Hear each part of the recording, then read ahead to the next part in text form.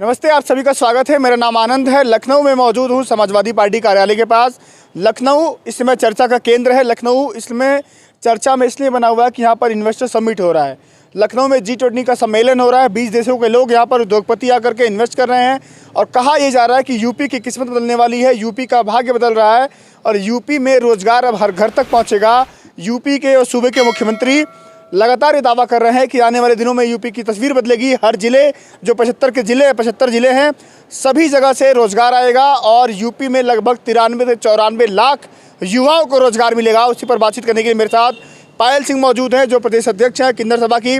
उनसे बातचीत करेंगे और जानेंगे कि क्या सचमुच में यूपी में विकास की नई गाथा लिखी जाएगी, यूपी में जो रोजगार की गंगा है बहेगी क्या है और समाजवादी पार्टी कैसे देख रही है। क्योंकि बता दें कि यूपी में इसके पहले भी 2 बार इन्वेस्टर समिट हो चुका है, उसके क्या नतीजे आए हैं, बहुत सारे सवाल इनसे बातचीत करेंगे। मैम, सबसे पहले आपका बहुत बहुत स्वागत है।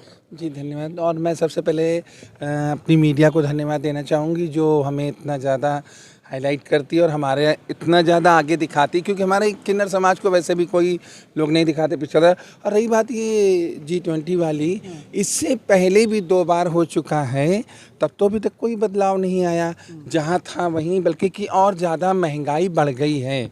इससे मुझे नहीं लगता है कि इससे कोई फ़ायदा होने वाला है या इससे कोई हमें इसका फ़ायदा मिलेगा, क्योंकि मुझे तो लगता है ये सिर्फ 2024 के लिए तैयारी हो रही है, ये उसी के लिए किया जा रहा है और ऐसा कुछ नहीं है। और मुझे लगता है कि ना ही कुछ होने वाला, ना ये महंगाई दूर होने वाली है, क्योंकि जब तक हमारी महंगाई नहीं दूर होगी तब तक ये कुछ भी कर ले। मैं कहती हूँ इतना रोजगार ये कहाँ से देंगे?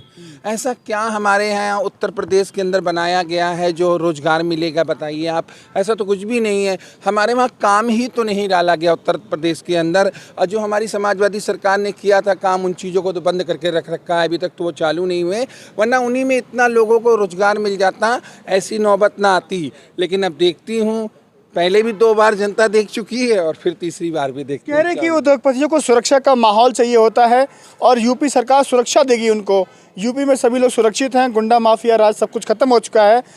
जो भी इन्वेस्ट करेगा यूपी में उसको सुरक्षा का माहौल मिलेगा। सुरक्षा को लेकर के आप क्या सोचती हैं? मुझे तो अभी नहीं लगता कि उतनी सुरक्षा यहाँ पर हुई है, क्योंकि अभी भी देखिए महिलाएं रोया करती हैं, चिल्लाया करती हैं। अभी भी न्यूज़ में आया करता, हम लोग देखा करते हैं, इतना ज़्यादा महिलाएं परेशान रहती हैं कि हमारे परिवार के साथ ऐसा होगा। तो मुझे नहीं लगता है कि ऐसा कुछ अभी हुआ है ज़्यादा। अगर ऐसे ही हुआ होता तो अभी मैं देख रही कई कंपनियां हमारे यहाँ से चली गई, छोड़ के। क्यों छोड़ के चली गई? कोई तो कारण होगा छोड़ने का। तो मैं तो कहती हूँ कि ऐसा अभी तक कुछ भी नहीं दिखा है सुरक्षा को लेके। अभी हमारे कई किन्नर समाज हमारे कई मार दिए गए हैं और ऐसा कुछ भी नहीं हुआ है। तो मुझे नहीं लगता है कि अभी कोई मजबूती आई है इतनी ज़्यादा। अच्छा, एक और नाम है जो बहुत चर्चा के विषय में है, अडानी। गौतम अडानी, उनके शेयर्स को लेकर के लगातार गिरावट थी, उसको लेकर के बवाल मचा हुआ है पूरे देश भर में। इस वाले जो समिट जो हो रहा है इस बार यूपी में, अडानी जी नहीं दिख रहे हैं। क्या लगता है कि उसके पीछे क्या कारण हो सकता है कि अब उनका जो मार्केट है वो डाउन चला गया है, लोगों का भरोसा नहीं है? क्या है कि वो क्यों नहीं दिखे यूपी में, लखनऊ में? देखिए, अडानी जी के बारे में तो मुझे भी नहीं मालूम है, मुझे क्या किसी को नहीं मालूम है, और हम लोग उनके बारे में कुछ बोल भी नहीं सकते हैं। ये तो सब ऊपर वाले की माया है, क्या हो रहा है क्या नहीं हो रहा है, और ना भी हमें मालूम है ना लोगों को मालूम है। विपक्ष कह रहा है कि ये दिल्ली में बैठी सरकार की माया है, इतने अमीर हो गए हैं वो। आप कह रही हैं ऊपर वाले की माया है। अगर विपक्ष कह रहा है तो उनको मालूम होगा, इसलिए वो बोल रहे हैं। तो अभी तक तो मैंने नहीं देखा, अगर मैं देखती या सुनती तो मैं ज़रूर कहती। मैं लोगों से थोड़ा मोड़ा अगर कुछ कहते भी हैं तो कोई इस विषय में बोलने को तैयार नहीं होता है, ना ही बताने को, और ना ही अभी तक मुझे कोई जानकारी मिली है। जब अगर मिलेगी तो मैं इस बारे में ज़रूर खुल के बोलूँगी। 24 के चुनाव को लेकर क्या सोचती है कि 24 के चुनाव को सपा कैसे तैयारी कर रही है और सपा के पास क्या बुनियादी चीज़ें हैं? शिवपाल और अखिलेश जी के साथ एक साथ आने के दोनों चाचा भतीजा एक हुए हैं, कितनी मजबूत हुई है, उसको लेकर के क्या सोचती हैं? उसको लेके मैं ये सोचती हूँ, हमारे चाचा जी जब से आए हैं, मजबूती क्या कहते नहीं है। अब वैसे तो हमारे माननीय अखिलेश भैया जी बहुत मजबूत थे, किसी चीज़ में पीछे नहीं हटने वाले थे, लेकिन बस वही है, एक परिवार, हमारे चाचा जी भी साथ में आ गए हैं तो भैया जी का एक हौसला और बुलंद हो गया है और एक और हमारे अंदर मजबूती आ गई है, क्योंकि चाचा जी भी हमारे पुराने नेता हैं और इतना काम किया उन्होंने, लोगों के बीच में रहे हैं और उनकी बातें तो लोग सुनना, जिस तरह के माननीय जी हमारे छोटे नेताजी की बातें पसंद करते हैं सुनना, वैसे ही उनकी भी। तो ये बहुत अच्छी बात हुई है कि हम परिवार सारा हमारा एक हो गया है समाजवादी का, और अब 2024 में बहुत बड़ा बदलाव होने वाला है, इसे कोई नहीं रोक सकता है, बल्कि कि बहुत से लोग घबराए हुए हैं, इसीलिए कुछ समझ में नहीं आ रहा, नए नए पैतरे लोग अपना रहे हैं, लेकिन इसका कोई फ़र्क समाजवादी पे नहीं पड़ने वाला, क्योंकि समाजवादी इस बार मजबूत है, पहले भी मजबूत थी। अगर पहले मजबूत ना होती तो हम 46 सीटों से इतना आगे क्यों आ जाते। आज हम कहाँ पर हैं और आने वाले 2024 में